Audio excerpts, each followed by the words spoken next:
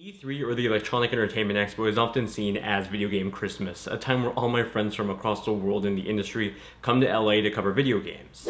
Game companies in return bring the biggest announcements of the year, reveal long-awaited projects, and even sometimes offer hands-on with them months ahead of their release. As a gamer, it's easily one of the most exciting times of the year. But anyway, the reason why I brought up E3 for this video is that I kinda don't think it'll be around for much longer, at least not in the same form that we've come to know. As of this year, large publishers are starting to leave, like Sony and EA, arguably some of the biggest contenders at the show. Nintendo, who is still there, hasn't had a live conference for a long time now. Ultimately, this leaves Microsoft as the only one of the big three publishers to host a live conference. That means if you're a third party or an indie company that wants a big game reveal at E3, you're going to need to go through Microsoft. Or, just have a live stream like everyone else is doing. The point is, regardless if you think E3 is dying or not, the fact is that it's changing. Behind the scenes, the requirements for media and YouTubers like myself are increasingly getting stricter every year. Even if you qualify for a badge this year, a lot of outlets are getting lower amounts of badges allocated to them. That's a detail I've been able to confirm with a handful of different colleagues of mine. It seems like the ESA, who runs E3, is really pushing for more attendees to go with paid gamer passes, even if they were previously considered as media before. That, in conjunction with the growing push for publishers to host their own shows, leads me to believe that E3 as an industry show will be dead by maybe 2021. While Microsoft is still at E3 this year, it wouldn't surprise me if they spin it off with XO coming back most recently in Mexico City as their own PlayStation experience, but from a Microsoft standpoint.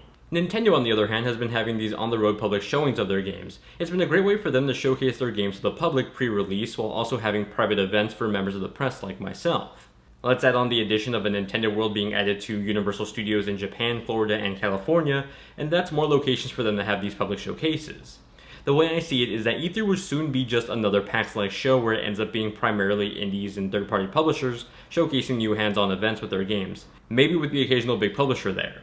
The attendance at E3 has technically grown in the last few years, but if you take away the 15,000 public badges that were sold, then it starts to stagnate. I think over the next few years, the ESA is going to want to try to convert over more lower-end media to public attendees, while also attracting more of the public to the show.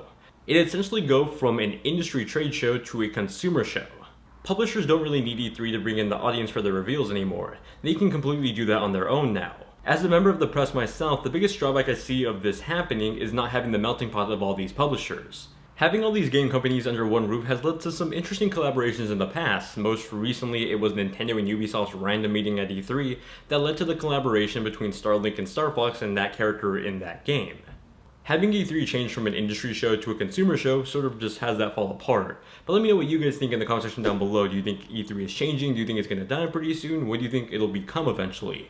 Let me know in the comment section down below, and if you have any topics or any recent news stories regarding video games that you want me to talk about, also let me know in the comment section down below, or let me know on Discord, link in the description.